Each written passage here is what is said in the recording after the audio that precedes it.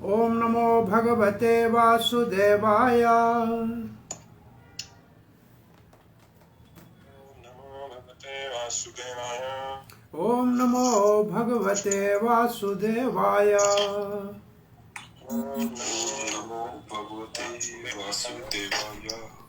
ओम नमो भगवते वासुदेवाय।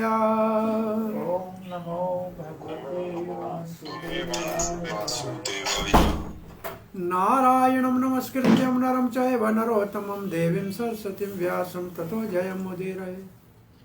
नष्टप्रायेषु भद्रेषु नित्यं भागवत सेवया भगवती उत्तमश्लोकिर्भक्तिर्भवती नैष्टिकी। कृष्णाय वासुदेवाय देवकी नंदनाय च नंदगोपकुमाराय गोविंदाय नमो नमः। जय श्री कृष्ण चैतन्य प्रभु नित्यानंद श्री अद्वैत गदाधर शिवासादि गौर भक्त वृंद। हरे कृष्णा कृष्ण कृष्ण हरे हरे, हरे राम राम राम हरे हरे। प्रिय पंचशील भक्तवृंद, दामोदर देश भक्तवृंद, फेसबुक के भाग्यशाली भक्तों, श्रीमद् भागवत के प्रार्थनाओं के अंतर्गत चौथे अध्याय में दक्ष के यज्ञ में भगवान विष्णु के प्रकट्य के ऊपर सभी देवता और सदस्य प्रार्थनाएं कर रहे हैं भगवान श्री नारायण की। आज हम ब्रह्मा जी की प्रार्थना का वर्णन सुनेंगे।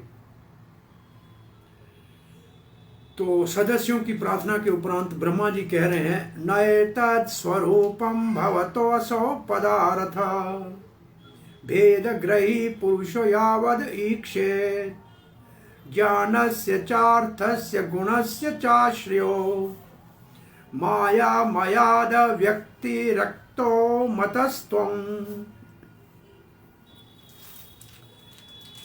सदस्यों ने कहा, ब्रह्मा तक कोई आपको नहीं जानता है।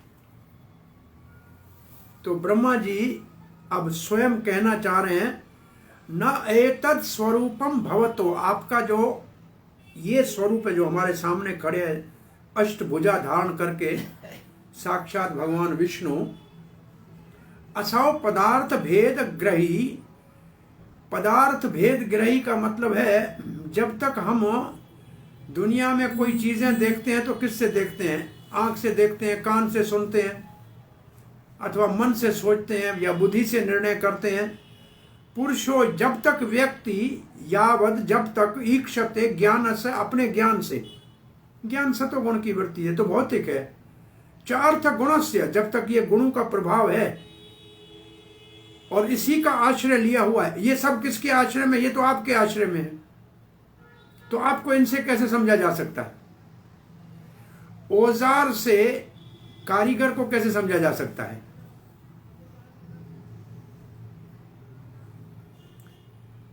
तो आप तो माया से परे हैं। ये ब्रह्मा जी का भाव है।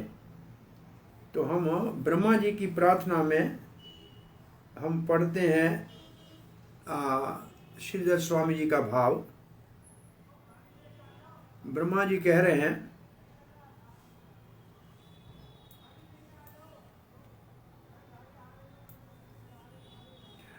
ब्रह्मा जी कहते हैं, प्रभो पृथक पृथक इंद्रियां, मतलब आंख से, कान से, नाक से, जो पुरुष पदार्थों को देखता है, आंख से रूप देखता है, कान से शब्द सुनता है, नासिका से गंध सूंघता है, वो आपका स्वरूप नहीं, वो आपका स्वरूप नहीं है। आप तो ज्ञान तथा शब्द आदि विषयों तथा श्रोत आदि इंद्रियों के अधिष्ठान है। अधिष्ठान है का मतलब वो सब आपने दी हुई है, तो उनके द्वारा आपको कैसे जानेंगे? वो तो भौतिक है। ये सब के सब आप में अध्यस्त है। अतएव आप इस मायामय पंच प्रपंच से भिन्न ही है। आप इनसे अलग हैं, इससे कैसे जाना जा सकता है? महर्षि भृगु ने जो कहा था कि ब्रह्मा आदि आपको तत्व से नहीं जानते हैं, इसे नहीं है, इसको सह नहीं सका ब्रह्मा, और इसके कारण ब्रह्मा जी ने तत्व को आविष्कृत करते हुए कहा। ब्रह्मा जी को लगा कि ये सदस्य कह रहे हैं कि ब्रह्मा भी नहीं जानता है भगवान को। मैंने तो पहले भगवान को देखा, हाथ मिलाया, तब भी ये भगवान विष्णु को मैंने देखा था। तो वो कहते नयत एतदति, ये श्लोक जो कह रहा है, अलग अलग पदार्थों का ग्रहण करने वाले, अलग अलग अलग पदार्थों का ग्रहण करने वाली इंद्रियां, जिनको पुरुष देखता है, वो आपका स्वरूप नहीं है। आप तो गुणों तथा इंद्रियों के अथवा ज्ञान तथा ज्ञेय पदार्थों के कारणभूत हैं। इनके द्वारा देखे नहीं जाते, ये तो आपकी सत्ता से काम करते हैं, तो इनसे आपको कैसे देखा जाएगा? आप इन सब के अधिष्ठान हैं। अतएव आप इस मिथ्य माया परपंच से पृथक ही है, आप भौतिक नहीं है, ये इसका भाव है। आप श्री प्रभुपाद जी बहुत सरल भाषा में लिख रहे हैं ब्रह्मा जी के भाव को। मेरे प्रिय भगवान, हे नारायण प्रभु, आपका जो ये सनातन स्वरूप है, ये जो आपका व्यक्तित्व है, इसको कोई भी व्यक्ति ज्ञान इंद्रियों के द्वारा जान नहीं सकता। तो हमारे 5 ज्ञान इंद्रियां हैं। आंख से देखना है, कान से सुनना है, नासिका से सूंघना है, जीभा से चखना है, त्वचा से स्पर्श करना है। तो ज्ञान इंद्रियों का आप विषय नहीं है। आपकी स्थिति सदा ही दिव्य है। किससे दिव्य है? भौतिक प्रकृति से दिव्य है। ये ज्ञान इंद्रियां तो भौतिक है। तो इन ज्ञान इंद्रियों से विश्लेषण करके, तर्क वितर्क करके आपको जानना संभव नहीं है। ये तो केवल साधन है और ये उपकरण है। इनसे कैसे आपको जानेंगे? ये तो मशीन है, इससे आपको नहीं जाना जा सकता। आप इनसे परे हैं। चक्रवर्ती पाद लिखते हैं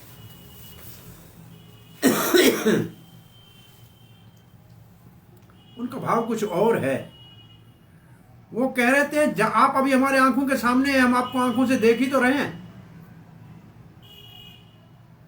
जब तक ऐसे आपका अनुभव साक्षात नहीं होता है, तब तक केवल इंद्रियों का शरण लेने से, इंद्रियों के देवताओं को का आधार लेने से आपको नहीं जान सकते, क्योंकि ये सब भौतिक हैं।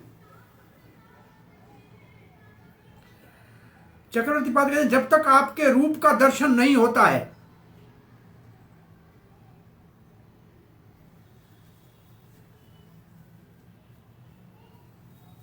तब तक वो इंद्रियों के आश्रय लेकर उनके अधिष्ठान देवता का ही सहारा लेता है, और वो इंद्रियां कौन सी हैं? अर्थस्य, इंद्रियों के जो विषय हैं, और गुणस्य, जो इंद्रियां हैं, मन आदि सूक्ष्म इंद्रियां हैं। जब भगवान को कोई साक्षात देखता है, तब असल में वो इंद्रियों से परे है, इंद्रियों के देवताओं से परे है। और असल में एक चीज और भी समझनी चाहिए कि आंख जो है, ये तो मशीन है, इसके अंदर देखने वाला कुछ और है, आत्मा है। आत्मा नहीं है तो आंख थोड़ी देख सकती है, आंख तो इधर ही पड़ी होती है। तो मन के ऊपर आंख का एक निशान है। ये आंख देखती है, जिसका वो मन के ऊपर इसका एक निशान है। और वो मन तब देखता है जब वो आत्मा से जुड़ा हुआ है, सूक्ष्म शरीर में। केवल आंख तो मशीन है, खोपा है, ये तो इधर ही पड़ा होता है। तो उसके पीछे आत्मा की सत्ता है, और आत्मा के पीछे भगवान की सत्ता है। तो इसलिए भौतिक दृष्टि से आपको समझना संभव नहीं है, क्योंकि आप पूर्ण रूप से आध्यात्मिक है।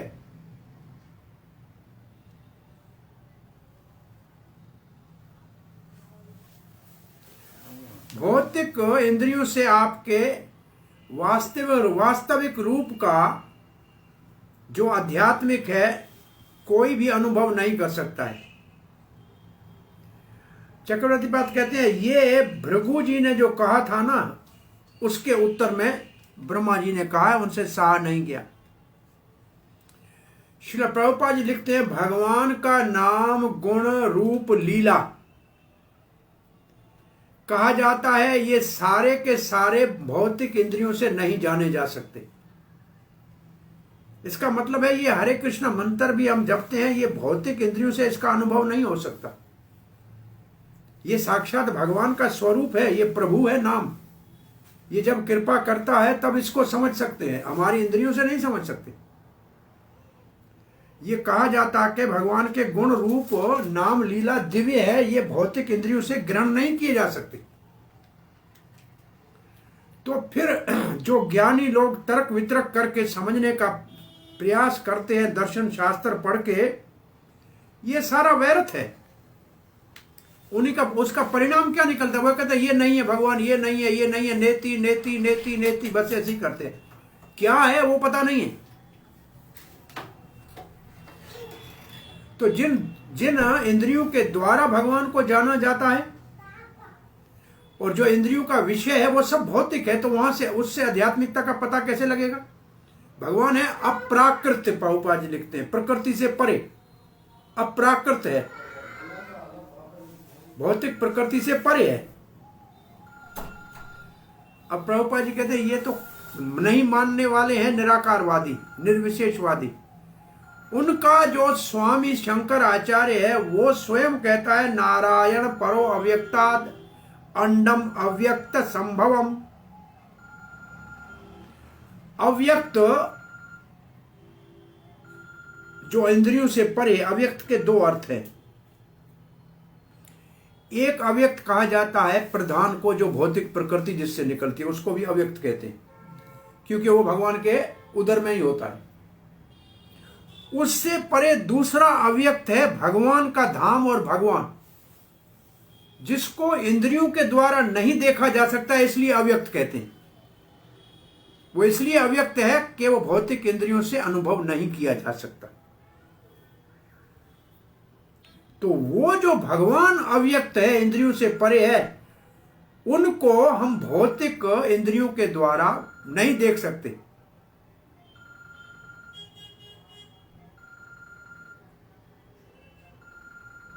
तो भगवान को कैसे जाना जाए? तो प्रभुपाद जी लिखते हैं कृष्ण भावना से, जैसे स्वयं भगवान श्री कृष्ण 18वें अध्याय में कहते हैं भक्त्या माम अभिजानाति, भक्त ही मेरे को तत्व से अच्छी तरह से जान सकते हैं। तो भक्ति के द्वारा भगवान को जाना जा सकता है। जो निर्विशेषवादी हैं, निराकारवादी हैं, और जो साकारवादी और सविशेषवादी हैं, इसका मतलब एक भगवान का लाइट के रूप में ब्रह्म ज्योति का ध्यान करते हैं, और एक भगवान का साक्षात श्री कृष्ण राम के रूप में ध्यान करते हैं। इन दोनों में अंतर क्या है?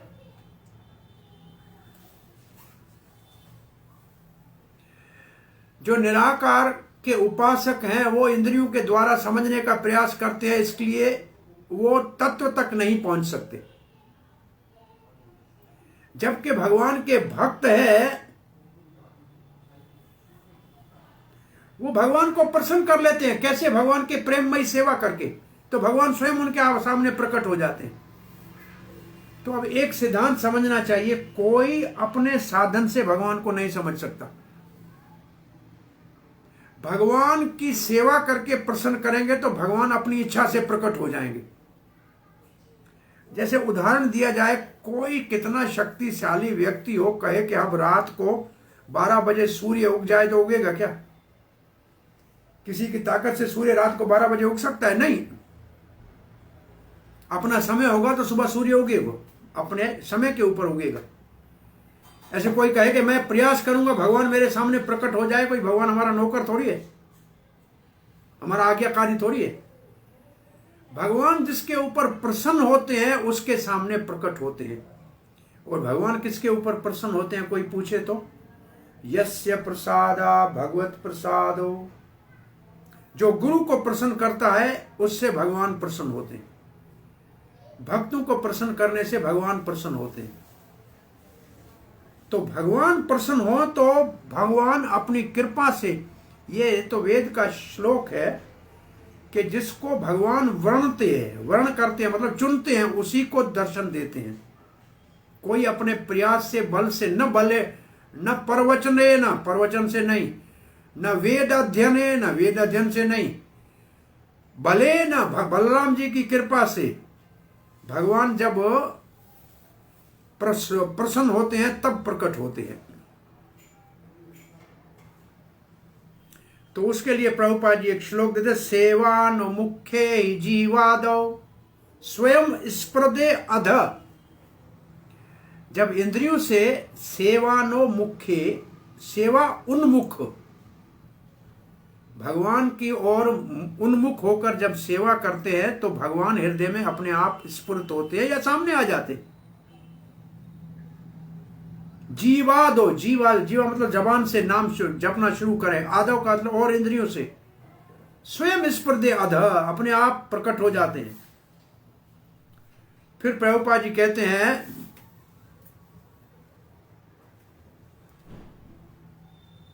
भगवान अगर भौतिकवादी लोगों के सामने प्रकट भी हो जाएं तो भी वो उसको समझ नहीं सकते, जान नहीं सकते, पहचान नहीं सकते। श्री प्रभुपाद से किसी ने पूछा कि आप भगवान दिखा सकते हो?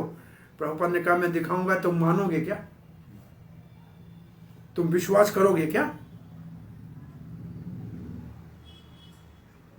तो भौतिक लोगों के सामने भगवान प्रकट, तो देखो भगवान श्री कृष्ण दुर्योधन के सामने प्रकट थे, भगवान नहीं मानकर उसको बांधने के लिए कहा था, इसको रस्सी से बांध लो।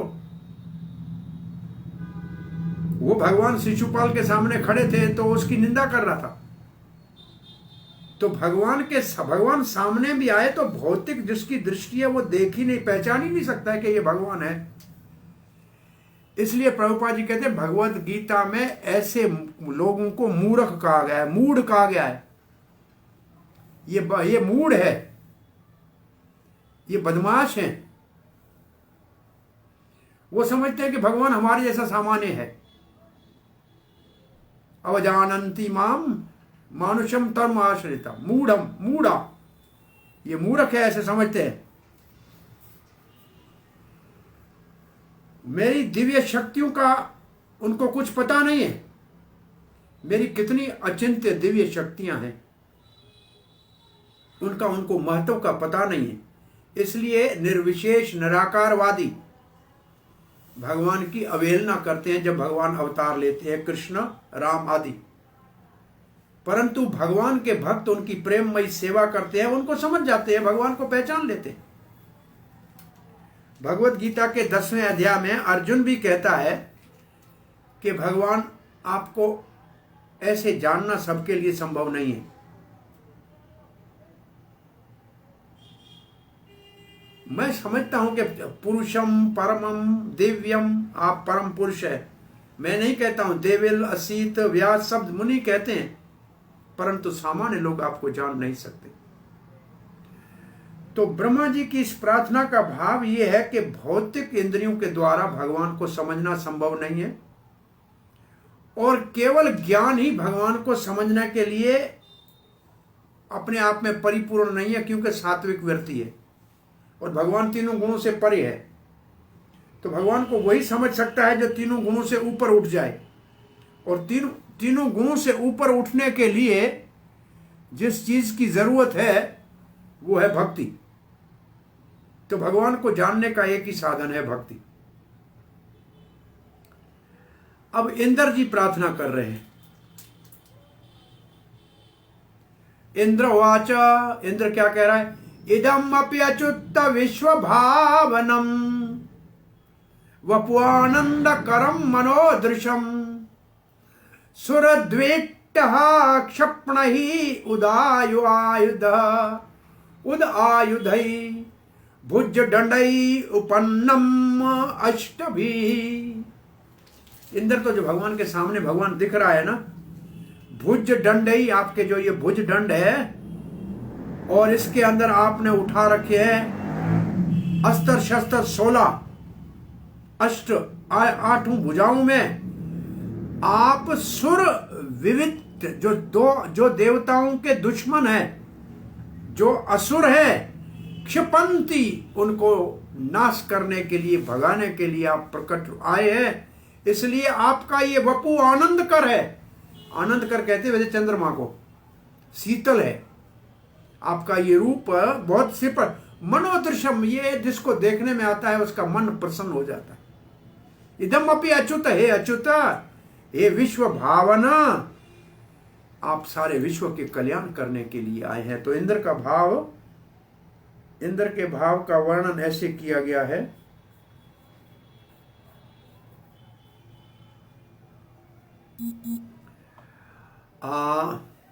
इंद्र कह रहे हैं, हे अच्युत प्रभु, आपका ये भी रूप जो जगत के प्रकाशित करने वाला है, देव द्रोहियों का विनाश करने वाला है, अनेक प्रकार के आयुधों से युक्त 8 भुजाओं वाला है, तथा मन तथा नेत्रों को आनंद प्रदान करने वाला है। प्रशंसा कर रहे हैं भगवान के अष्टभुजा रूप की। ब्रह्मा जी ने ये जो कहा था कि जिन विषयों का इंद्रियों से ग्रहण होता है वो सब मिथ्या है, तो इंद्र कह रहे उसको नहीं सह सके इंद्र। इसके कारण कहते हैं आपका ये शरीर भी उपपन ही है, ये अनिर्वचनीय प्रपंच के समान अनुपंपन नहीं है। इसका मतलब आप हमारे सामने खड़े हैं तो हम आंखों से देख रहे हैं ना। आप अपने इन 8 भुजाओं में अनेक प्रकार के आयुधों को धारण करके देवताओं के शत्रुओं का विनाश किया करते हैं। इस प्रकार से भुज दंडों से उपलक्ष्य है आपका ये रूप। तो कैसे कहोगे कि आपका रूप, इसका मतलब आपका स्वरूप है और आप भक्तों के ऊपर कृपा करके उसका दर्शन कराते हो। तो इंद्र ब्रह्मा जी की बात से सहमत नहीं है। ये सब इसलिए लिखा है कि हर एक अपनी बुद्धि से प्रार्थना कर रहे हैं। श्रील प्रभुपाद जी कहते हैं, इंद्र कहते हैं, हे भगवान, आपके दिव्य 8 भुजाओं में जो अस्त्र शस्त्र आपने उठाए हैं, ये आप विश्व के कल्याण के लिए आए हैं और ये बहुत मन और आंखों को आनंद देने वाला रूप है आपका।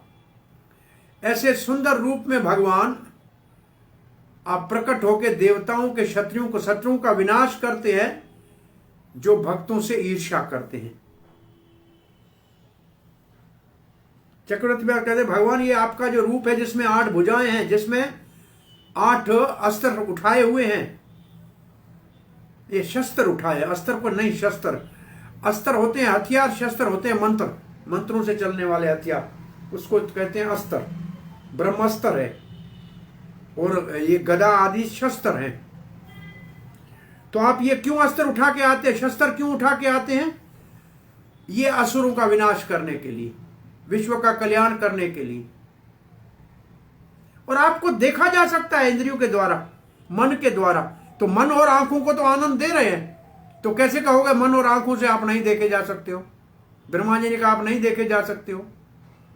हम तो हमारे आंखों को आनंद मिल रहा है, मन को प्रसन्नता हो रही है। तो चक्रवर्ती बात देखते हैं, आपकी कृपा से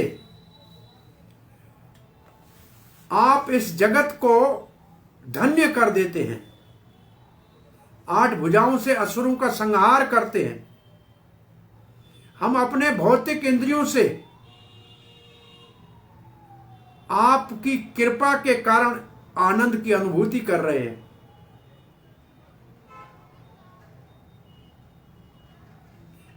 ये प्रमाण है कि ये आपका स्वरूप ही आनंदमय है। और ये जब कह रहे हैं चक्रवर्ती पाद, वही श्रीधर स्वामी के भाव को कहते हैं, ब्रह्मा जी की बात का खंडन करते हुए कह रहे हैं। कैसे कहते हैं? ब्रह्मा जी के इंद्रियों के द्वारा नहीं ग्रहण किए जा सकते। और इसलिए वृंदावन के भक्त कहते हैं, उनका नाम क्या है? वृंदावन वालों को क्या बोलते हैं? गोप और गोपियां। तो गोप का अर्थ क्या है? गो का एक अर्थ है गाय, और प का मतलब पालन करने वाला। दूसरा गोप का अर्थ है, गो है इंद्रियां, और प का मतलब पीना।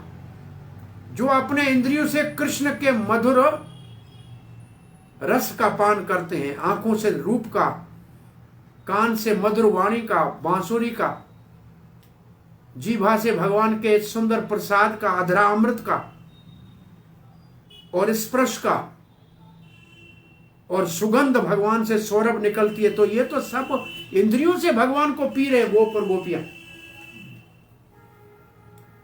और ये गोप तो कहते हैं भगवान हम आपको जानते हैं। तो ये इंद्र जी इस भाव से बोल रहे हैं। अब श्रील प्रभुपाद जी लिखते हैं, सामान्य रूप से शास्त्रों में भगवान विष्णु को चतुर्भुज कहा गया है, परंतु विशेष इस यज्ञ में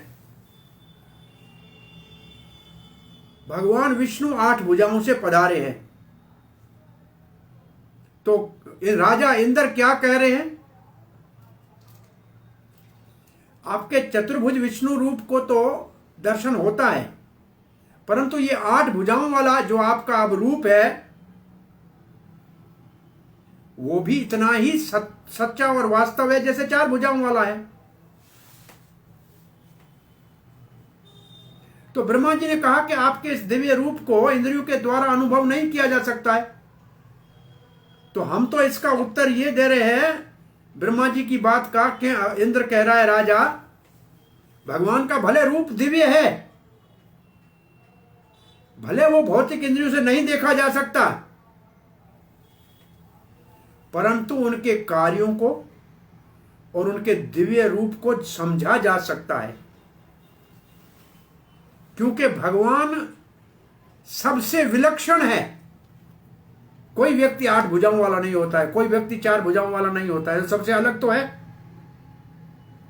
उनके कार्य भी अद्भुत है, विलक्षण है, और उनकी सुंदरता भी और मधुरता भी विलक्षण है। सामान्य लोग आश्चर्यचकित, इसलिए कहते हैं भगवान जब अवतार लेता है तो 2 बातों से पहचाना जाता है। एक तो उसके लिए भविष्यवाणी शास्त्र में होती है, और दूसरा उसके कार्य इतने अद्भुत, विलक्षण और मानव के विचार से महान होते हैं कि अद्भुत देख के कहता है ये तो सामान्य मानव नहीं कर सकता। तो 2 प्रमाण से भगवान को जाना जा सकता है, शास्त्र का प्रमाण और उनके अलौकिक कार्यों का, अनुपमा, जिनकी उपमा नहीं दी जा सकती, उसके वैसा कार्य, अनुपम कार्यों को देख के भगवान के अवतार का निर्णय किया जा सकता है। प्रभुपाद कहते भगवान श्री कृष्ण जब प्रकट हुए और जब 7 साल के थे, वृंदावन में थे, और जब इंद्र ने बहुत भारी वर्षा की तो भगवान ने गोवर्धन धारण कर लिया। उनको हम इस बात के ऊपर विश्वास भाई नहीं दिला सकते। उनको मानने में कौन सी परेशानी है? जो ये आकाश मंडल में इतने सारे तारा मंडल को अपनी जगह पे घुमा रहा है, उसके लिए एक पर्वत गोवर्धन उठाना कौन सा मुश्किल है? मुश्किल है क्या भगवान के लिए? ये सारे ब्रह्मांड को चला रहा है। पृथ्वी को नीचे पानी पड़ा है, डूबती नहीं है, चारों ओर से पानी पड़ा है, ऊपर आता नहीं है, सबको अपनी सीमा में रख के बैठा हुआ है। ये तो भगवान की शक्ति से है। तो क्या वो एक पर्वत नहीं उठा सकता है? ये तो ऐसा है जैसे नारद जा रहे थे और एक मोची पेड़ के नीचे बैठा था, पूछा भगवान विष्णु से, पूछ के आना कि मेरी मुक्ति कब होगी। आगे एक पंडित है, वेद पढ़ रहा था, उसने कहा नारद जी जा रहे हो तो मेरा भी पूछ के आना मुक्ति कब होगी। तो नारद जी ने भगवान विष्णु से जाके पूछा, तो भगवान ने कहा ये जो जूते जोड़ रहा है ना मोची, ये तो इसी जन्म में मेरे पास आएगा। पंडित जो पाठ पढ़ रहे हैं इसको बहुत जन्म लगेंगे। भले भगवान ये तो उल्टी बात है, उल्टी गंगा बह रही है। जो नीच काम कर रहा है वो आपके पास आएगा, और जो वेद पढ़ रहा है वो नहीं आ पाएगा। भगवान ने कहा जब जाएंगे तुम वापस आप नारद, तो आपको कहेंगे, पूछेंगे तो कहेंगे भगवान विष्णु ने क्या कर रहे थे, तो आप एक बोलना कि वो एक सुई के सोराख से हाथी को गुजार रहे थे, बस इतना कहना। नारद जी आए, ब्राह्मण बैठा था पहले, कहा पधारिए देव ऋषि, भगवान विष्णु का दर्शन हो गया। बोला हाँ जी। बोला मेरा क्या कहा, नहीं क्या कर रहे थे। बोला एक हाथी को एक सुई के सोराख से गुजार रहे थे। बोला नारद झूठ बोलते हो, कहाँ गए थे, वहां गए थे, ऐसे कोई कर सकता है क्या। नारद समझ गया, भगवान ने कहा इसको बहुत जन्म लगेंगे, इसको विश्वास नहीं है। गया उस मोची के पास, मोची ने प्रणाम किया, देव ऋषि आपको प्रणाम है। वैकुंठ में भगवान नारायण का दर्शन किया। क्या कर रहे थे, बोला सुई के सोराख से हाथी को निकाल रहे थे। बोला जय हो भगवान, एक छोटे से बीज में इतना बड़ा पेड़ समा सकते हो, तो हाथी को सोराख से निकालना कौन सी बड़ी बात है, सुई की आप कुछ भी कर सकते हो। नारद समझ गया इसको भगवान के ऊपर विश्वास है, ये भगवान के धाम जाने का अधिकारी। तो कोई कहे कि भगवान ने गोवर्धन धारण किया, ये कौन सी बड़ी बात है, एक पर्वत उठाना कौन सी बड़ी बात है, इतने सारे लोगों को धारण करके बैठा हुआ है। धार्यामि अहम ओजसा, भगवत गीता में कहता है मैं मेरे ओज से, बल से, शक्ति से इस धरती को धारण किया है, सूर्य चंद्रमा सबको धारण किया है, सब मेरे इशारे से चल रहे। तो उसके लिए कौन सी बड़ी, परंतु भक्त इसको मान लेगा और भौतिकवादी संसारी लोग इसके ऊपर विश्वास नहीं करेगा। तो ऐसे भगवान के कार्यों को समझने के लिए श्रद्धा चाहिए, निम्रता चाहिए, समझ के फिर भगवान को मानना यह साधन नहीं है, मान के फिर समझना है। यह है दुनिया के ज्ञान में और भगवत ज्ञान का अंतर। भगवत ज्ञान में पहले मानना है फिर जानना है, और संसार में पहले जानना है फिर मानना है, दोनों में अंतर। परिप्रश्नेन तद्विधि प्रणिपाते न, पहले शब्द है प्रणिपाते न, फिर है परिप्रश्नेन। बताइए, पूछो बाद में, शरण पहले लो। इसका मतलब मानो पहले, जानो बाद में। सबमिसिव,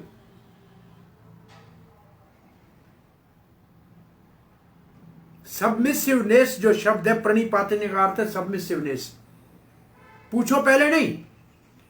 अर्जुन भी पूछ रहा था, लेकिन शरण लेकर पूछ रहा था, और धृतराष्ट्र भी पूछ रहा था और गीता सुन रहा था, लेकिन शरणागति नहीं थी, केवल पूछ रहा था।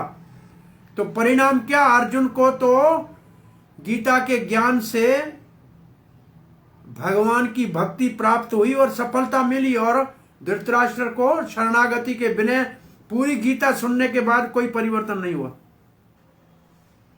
तो मुख्य है प्रणिपाते न, उसके बगैर भगवान को समझना संभव नहीं है।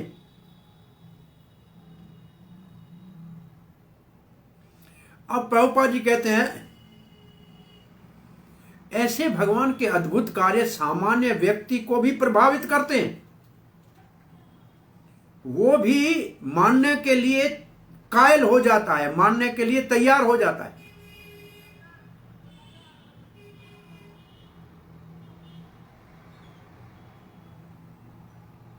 भगवान के ऐसे कार्य देखने में भी आनंद देते हैं आंखों को, परंतु निराकारवादी इस बात को न समझ सकते हैं न मान सकते। वो समझते हैं भगवान हमारे जैसा है, हमसे इतना पहाड़ नहीं उठता है, भगवान से कैसे उठेगा। तो मूर्खता क्या करते हैं, भगवान को अपने जैसा मानने की मूर्खता करते हैं। भगवान जबकि हमारे जैसा नहीं है।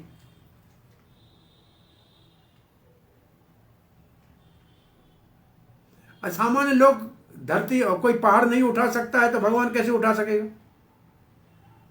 तो भागवत में जो ये लिखा है, वो कहेंगे अरे ये तो भाई एक रूपक बिठाया है, एक ऐसे दंत कथा है, ऐसे बोल देंगे कुछ लोग। जैसे भगवत गीता के लिए कहते हैं कुरुक्षेत्र ये शरीर है, ये 5 इंद्रियां 5 पांडव है। तो ऐसे जो बातें करते हैं वो सत्य को नहीं जानते हैं और नहीं मानते, और इसका अर्थ ही दूसरा और कुछ निकालेंगे। गोवर्धन को धारण किया तो उसका अर्थ ही कुछ और निकालेंगे। वास्तव में भगवान ने गोवर्धन को धारण किया था और ब्रजवासियों का रक्षा किया था। सारे आचार्य इस बात को मानते हैं। व्यासदेव ने लिखा है, नारद जी उसकी कथा कह रहे हैं। भगवान की सारी लीलाएं और कार्य दिव्य हैं। उनको जैसे हैं वैसे मानना चाहिए। अगर ऐसे हम करेंगे तो हम अपनी स्थिति में आज अभी इसी वक्त भी भगवान को जान सकते हैं।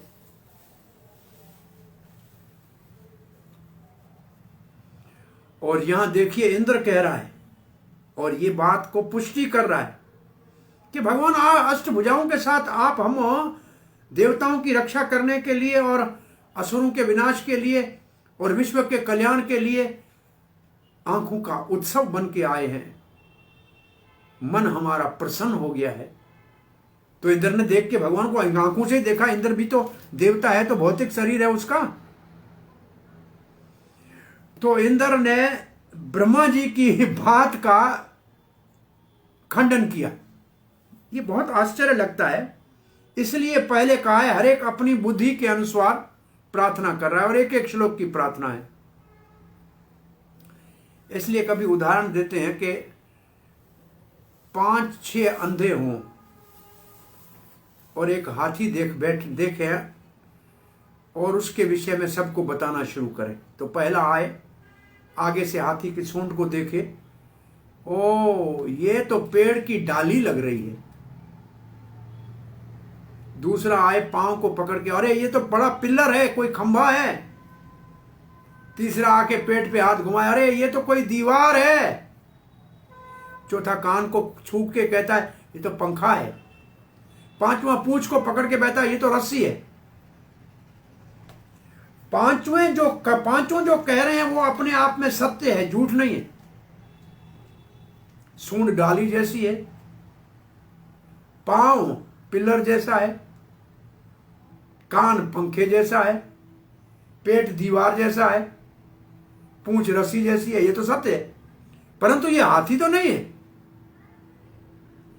ऐसे हम सारे संसारी भगवान के विषय में अपनी बुद्धि के अनुसार भगवान ऐसा है कहते हैं, परंतु भगवान कैसा है वो हम नहीं जानते।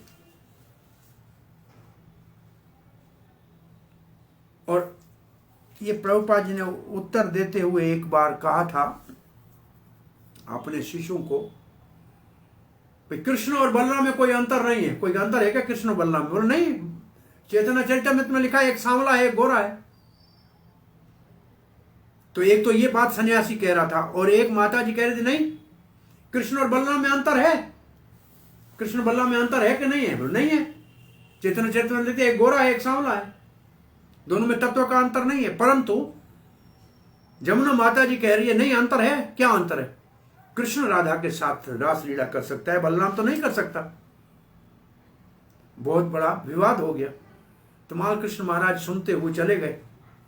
श्रील प्रभुपाद जी मधुद्वेष महाराज कहते हैं कृष्ण बलराम में अंतर नहीं है, एक सांवला एक और। प्रभुपाद के सही है, गलत नहीं है, चैतन्य चरित में लिखा हुआ है। बोला जमुना माता जी कहते हैं अंतर है। बोला क्या अंतर है? बोला रासलीला राधा के साथ कृष्ण कर सकता है, बलराम तो नहीं कर सकता। बोला ये भी सच है। तो तुम्हारा कृष्ण कहते हैं दोनों सच कैसे हो सकते हैं? प्रभुपाद ने कहा तुम भी ठीक कह रहे हो, ये भी सच है। तो वो सोचने लगा इसका अर्थ यह है कि जिसको जितनी बुद्धि है उतनी बात करेगा। दोनों सही है, परंतु असल में भगवान क्या है उसको समझना सबके लिए संभव नहीं है। ये 12 महाजन भगवान उतना ही जानते हैं जितना भगवान उनको जानने की शक्ति देते हैं, परंतु भगवान अनंत है, कोई उसको जान नहीं सकता। शेष ने कहा कब तक इस पृथ्वी का मैं भार उठा के बैठा रहूंगा? बोला जब भगवान के गुण गिन के पूरे करो तब आपको छुट्टी दी जाएगी, थोड़ा छुट्टी करना, अवकाश लेना। अभी तक हजारों मुखों से गुणगान कर रहा है, अनंत है, अनंत गुणों का वर्णन कर रहा है, पूरे नहीं हो रहे, तब से को उठा के खड़ा हुआ है। प्रभुपाद जी को किसी ने कहा आप भगवान को जानते हैं क्या? बोला हाँ, इतना ही जानता हूं जितना मुझसे जन्माने की शक्ति देते हैं। भगवान को पूर्ण रूप से कोई नहीं जानता है। एक प्रार्थना और पढ़ रहे हैं, पत्नी वाच। ये जो ऋषि है, ऋत्विज है ना, उनकी पत्नियां, ऋषियों की पत्नियां प्रार्थना कर रहे हैं। पत्नी वाच, पत्नी ऊंचो यज्ञो अयम तव यज्ञायकेन सृष्टो विधवस्तः पशुपतिनाद्य दक्ष गोपात् तम नस्त्वं शव शयनाभशान्तमेधं यज्ञातं मलिन रुचा दृशा पुनिः यज्ञो अयम तव यज्ञाय केन सृष्टो। ये भगवान यज्ञ की सृष्टि तो आपने की है, ब्रह्मा जी के द्वारा कराई है। ये भगवत गीता का श्लोक है। स यज्ञ सृष्टः प्रोवाच प्रजापति। भगवान ने सृष्टि की, यज्ञ की, देवताओं की, मानव की, और कहा कि ये यज्ञ करो। तो यज्ञ तो आपने भगवान शुरू करा है, किया है, ब्रह्मा जी के द्वारा कराया है। उसी यज्ञ को विधस्त्वा पशुपतिनाद्य, ये जो शंकर जी पशुपतिनाथ है ना, इसने दक्ष के ऊपर कोपात, दक्ष के ऊपर क्रोध के कारण इसको विध्वंस कर दिया, ये उजड़ गया। तम नस त्वम शव शयना अभ। अब कहते हैं कि ये कैसा है? शव शयनम, ये तो मरे हुए शरीर की तरह जैसे लग रहा है अभी। तो शांत मेधम, अभी तो वो पशु यही खड़े हैं जिसको यज्ञ में बलि देनी थी। हे यज्ञ आत्मन, हे यज्ञ के स्वामी, हे नलीन, नलीन कहते हैं नील कमल, रुचा, आप बड़े सुंदर हैं, आपकी दृष्टि डालो, आपके दृष्टि से इसको पुनः इसको पवित्र करो, अब यज्ञ को पवित्र करो। ये सीधी सी प्रार्थना कर रही हैं।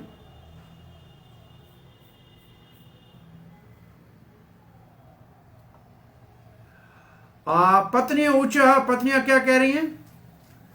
हे प्रभु, ब्रह्मा जी ने इस यज्ञ की रचना आपकी आराधना के लिए की थी, किंतु दक्ष पर क्रोध करने के कारण इस समय ये यज्ञ को ध्वस्त कर दिया गया। हे यज्ञ आत्मन, शमशान भूमि के समान उत्सव विहीन हमारे इस यज्ञ को आप नील कमल की कांति के समान कांति से संपन्न अपने इन नेत्रों से देखकर आप पवित्र बना दें। यह स्तुति है। ऋत्विजों की पत्नियां, जो पुरोहित थे उनकी पत्नियां हैं, वो स्तुति करती हुई कहती हैं, प्राचीन काल में ब्रह्मा जी ने आपकी आराधना के लिए यज्ञों की सृष्टि की, क्योंकि ब्रह्मा जी के द्वारा भगवान ने यज्ञ की सृष्टि कराई। लेकिन यज्ञ की आत्मा तो आप हैं प्रभु, हमारे इस यज्ञ को आप नील कमल की कांति से युक्त अपने नेत्रों से देखकर पवित्र बना दे। प्रश्न है कि किस प्रकार के यज्ञ को, तो इस पर से कहती है, प्रश्न है कि किस प्रकार के यज्ञ को, तो इस पर वे कहती हैं किस प्रकार के यज्ञ को, तो इसके ऊपर वो कहती हैं, यहां पर मुर्दे सुलाए जाते हैं।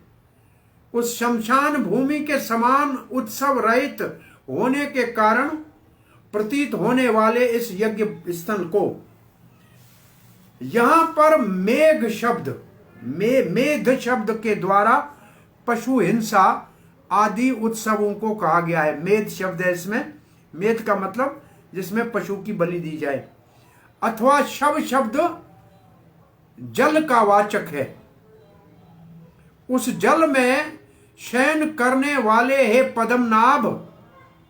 ये अर्थ कर रहे हैं हमारे श्रीधर स्वामी। शव शब्द जल का वाचक है।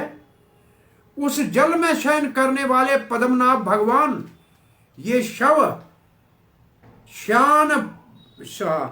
शयनाभ पद संबोधित भी हो सकता है। शयनाभ पद, सोने वाले। इसके बाद ऋषि बोलेंगे। अब प्रभुपाद जी लिखते हैं, यजमानों की पत्नियां कहती हैं, हे प्रभु, ब्रह्मा जी की आज्ञा से यज्ञों को आरंभ किया गया, परंतु दुर्भाग्य से शंकर जी दक्ष के ऊपर क्रोधित होकर यज्ञ का विनाश कर दिया।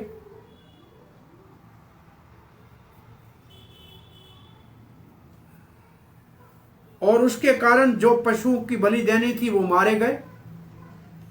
इसलिए यज्ञ सारा विध्वंस हो गया।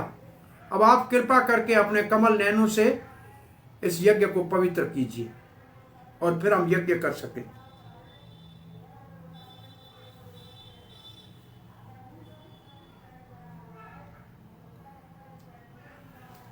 यहां केन शब्द जो है वो ब्रह्मा का वाचक है। केन, जैसे केशव भगवान का नाम है तो कहते क ब्रह्मा और के ईश शंकर और वह उन दोनों का स्वामी। केशव वो जो ब्रह्मा और शंकर दोनों के स्वामी, दोनों के आराध्य, दोनों के पूजे और दोनों जिसकी पूजा करते हैं। तो यहाँ केन शब्द जो इस श्लोक में है वो ब्रह्मा जी का वाचक है। और चक्रवर्ती पाद भी शव शब्द को विश्व आप अपने श्रीधर महाराज के भाव को कहते हैं जल का वाचक है। तो शव शय नाभ, शव शय नाभ का अर्थ है भगवान की नाभि। नाभि कमल, कमल होता है जल में, तो जल कमल जल में होता है, इसलिए भगवान की नाभि। इसका मतलब भगवान कैसे हैं? कमल नाभ। भगवान का एक नाम है ना, कमल नाभ।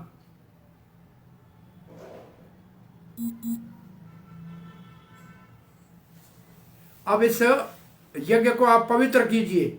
शांतमेधम, आपके दृष्टि से, आपके उपस्थिति के बिना हम कितना ही प्रयास करें ये सफल नहीं हो सकता है। तो ये वो जो ऋत्विज की पत्नियां हैं सबकी ओर इशारा करते हैं, ये सब कुछ भी करे कुछ नहीं पूरा हो सकता है। आप ही कृपा करके दृष्टि डालेंगे तो सब हो जाएगा। अब प्रभुपाद जी मेध शब्द के ऊपर परिभाषा पहले लिख रहे हैं। मेध का अर्थ अगर पशु बलि है तो प्रभुपाद कहते यज्ञ में पशु बलि दी जाती थी तो उसको नया जन्म मिलता था। उसको नया जन्म मिलता था, मानव जन्म में चला जाता था, उसको उन्नति हो जाती थी। और इसमें मंत्र जापने वालों के मंत्र की शक्ति के प्रभाव को दर्शाया जाता था। परंतु दुर्भाग्य से यज्ञ के दक्ष के यज्ञ को शंकर जी के क्रोध के कारण विध्वंस होना पड़ा और कुछ पशुओं का वध भी हुआ। एक तो दक्ष के सर लगाने के लिए बकरे को काटा गया और उनके सारे शरीर वहीं पड़े थे। कहां पड़े थे? यज्ञ भूमि में पड़े थे। तो वो तो शमशान लग रहा था। तो इसलिए जो यज्ञ का असली भाव था वो तो लुप्त हो गया। यज्ञ शमशान बन गया, पशु पड़े थे। भगवान विष्णु वो तो यज्ञपति हैं वास्तव में, अंत्य वही तो यज्ञपति हैं।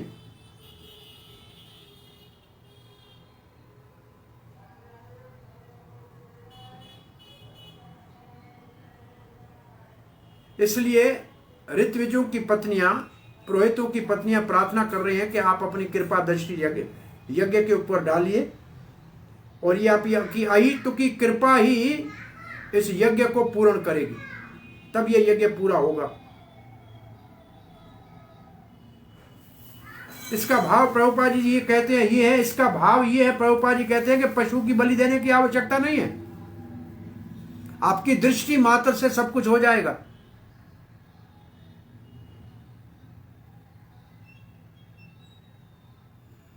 पशुओं की बलि तो मंत्रों के बल को दिखाने के लिए की जाती थी।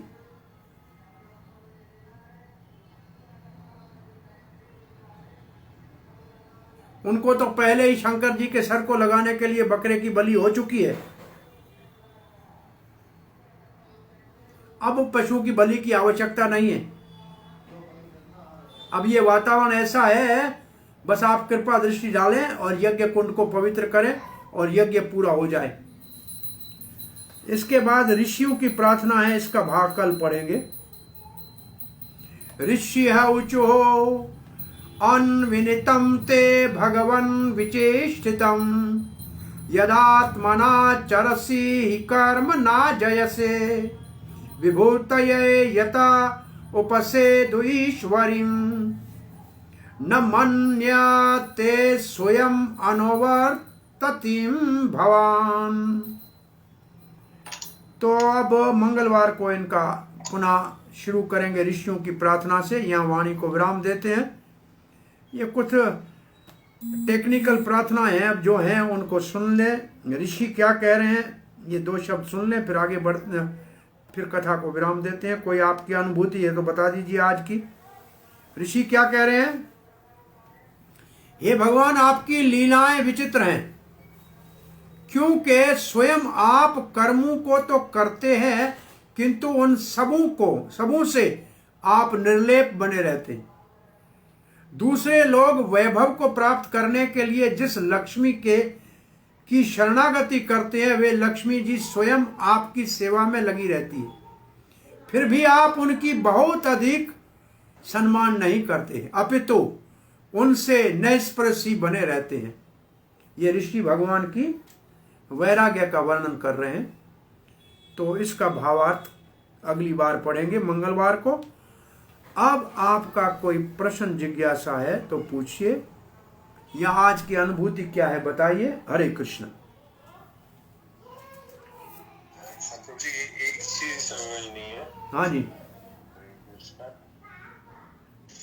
ये जैसा आपने बताया विश्वनाथ चकित ठाकुर के जो पहले श्लोक में ब्रह्मा जी वाली उसमें महामंत्र कैन नॉट बी अंडरस्टूड, अपनी इंद्रियों से नहीं समझ सकते। क्या कहते हैं? क्या नहीं?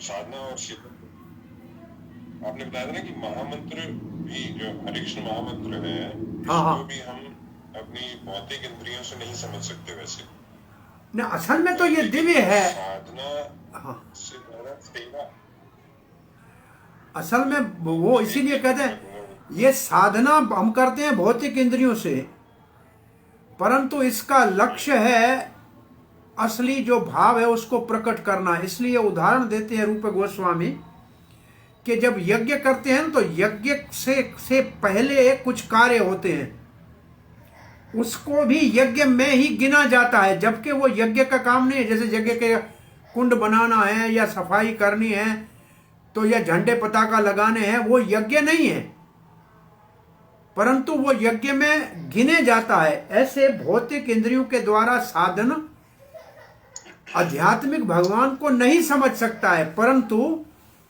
उस साधन से आध्यात्मिक भगवान के भाव को प्रकट किया जा सकता है।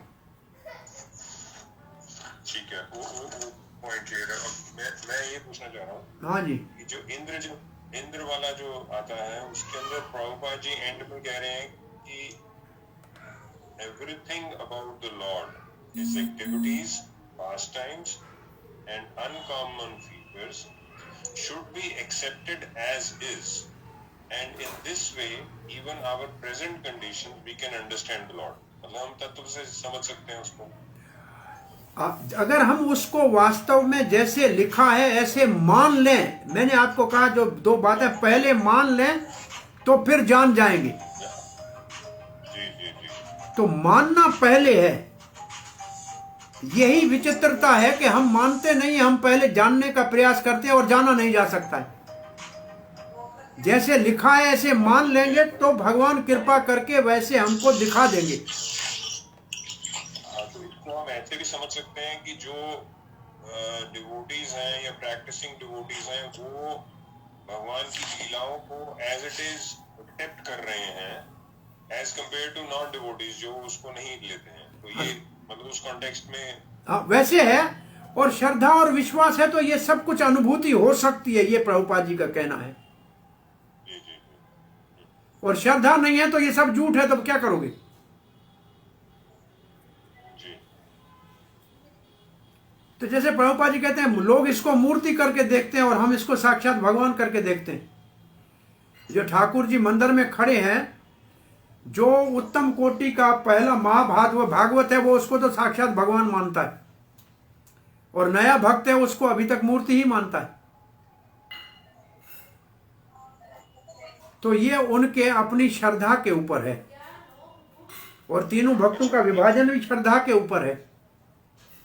तो जिसकी श्रद्धा पक्की है भगवान के शब्दों के ऊपर, भगवान के गुण लीला रूप शास्त्र गुरु के शब्दों पे, उसके सामने भगवान अपने आप प्रकट हो जाएंगे। उनको फिर कुछ प्रयास करने की आवश्यकता नहीं है। लेकिन विश्वास नहीं है तो भगवान काहे के लिए प्रकट हुआ?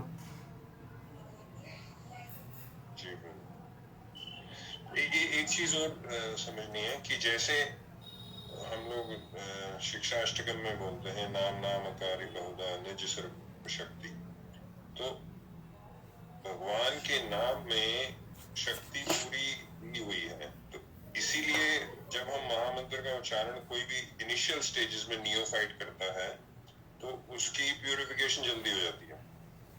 हाँ ठीक है, भगवान की शक्ति सब नामों में भरी हुई है।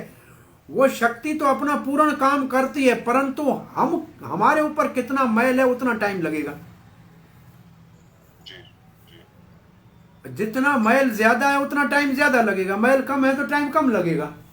भगवान की शक्ति में उतनी की उतनी है, उसमें कोई कमी नहीं है। उसका उदाहरण वो देते हैं कि आग में गीली लकड़ी डालो या सूखी डालो तो दोनों में अंतर होता है। तो अंतर आग के तेज में कोई कमी नहीं है।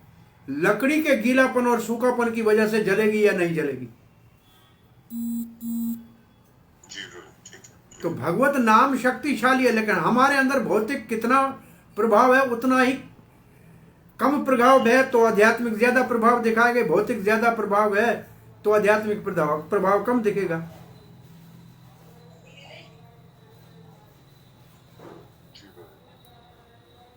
हरे कृष्णा प्रभु जी। हाँ जी प्रभु जी, आपने बोला था कि भगवान को आप उतना ही जान सकते हैं जितना भगवान आपको चाहते हैं कि आप जाने। तो उसमें प्रभु जी अपना फिर ये तो ऐसे हो गया, कोई सोचेगा कि मुझे कुछ करने की जरूरत नहीं है, मतलब हमारा एफर्ट का फिर क्या हुआ? मतलब प्रोपोर्शनेटली कुछ नहीं होता एफर्ट। पहले तो ये समझें कि उसी को भगवान उतना जानने का सामर्थ्य देंगे वो जो एफर्ट करेगा। बिना करने वाले को काहे के लिए देंगे? जो भगवान को जानने के लिए पूरी शक्ति लगा रहा है वो जितना जानने के योग्य होगा उतना ही भगवान जानने की अनुभूति दिलाएंगे, उसको देंगे। अपने आप नहीं, प्रयास के बाद, अभ्यास के बाद। उसका अभ्यास भगवान को प्रकट करने का कारण नहीं है। भगवान की अपनी अनुग्रह से जितना उसकी योग्यता है उतना उनके सामने प्रकट होते।